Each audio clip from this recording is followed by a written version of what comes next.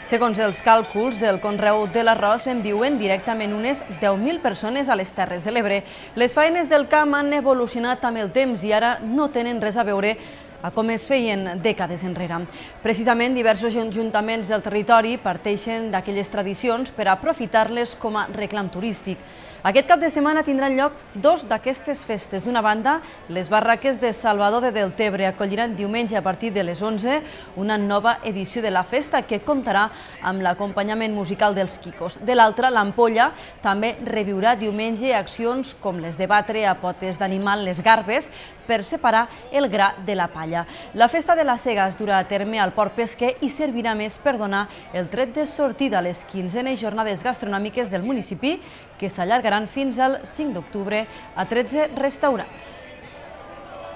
El que fem és, seguim l'arròs us dit abans, i fem tot el procés de transformació de l'arròs.